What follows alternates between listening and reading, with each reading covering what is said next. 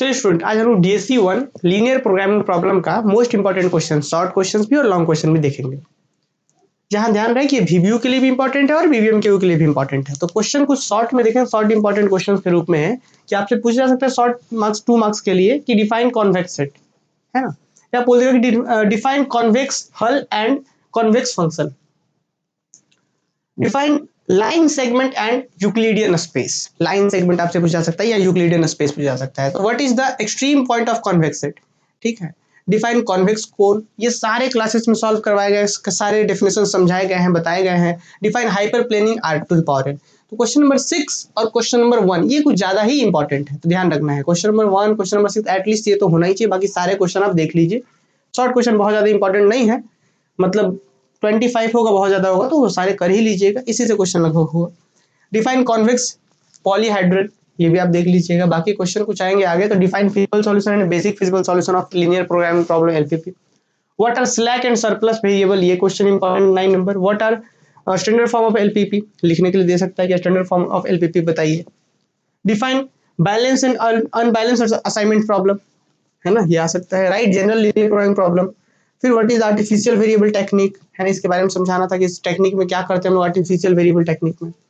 Next है what is unbalanced transportation problem, इसी के बाद कुछ 15, 16, 17, 18, 19, 20 इस तरीके से देख लीजिए। और बाकी कुछ 2-4 क्वेश्चन यहाँ पे भी आप लोग स्क्रीनशॉट ले सकते हैं। और यहाँ पे एक छोटा सा क्वेश्चन है कि इसको आप लोग प्राइमल टू डुअल करना है, शॉर्ट क्वेश्चन में ही आया हुआ है ये, ठीक है। और यहाँ पे डिफाइन 2% जीरो सम गेम, ठीक है ना, ये सारी चीजें क्लियर है। Right the dominance rule for of game theory.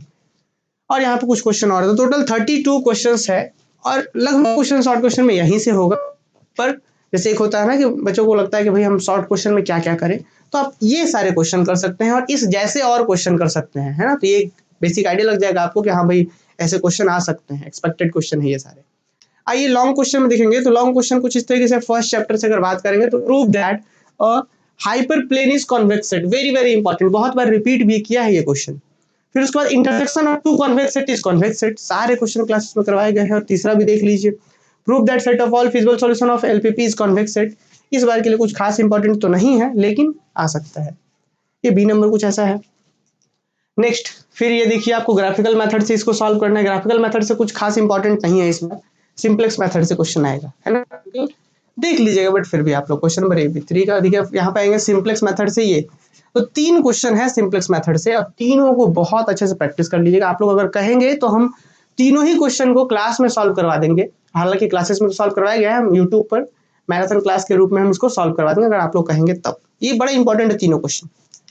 अब आएंगे, आइए क्वेश्चन नंबर 5 में असाइनमेंट प्रॉब्लम के ऊपर आपको नोट लिखना है और एक थ्योरम था कि फॉर्मुलेट इट मैथमेटिकली, कि असाइनमेंट प्रॉब्लम को मैथमेटिकली फॉर्मुलेट कराए, थ्योरम है।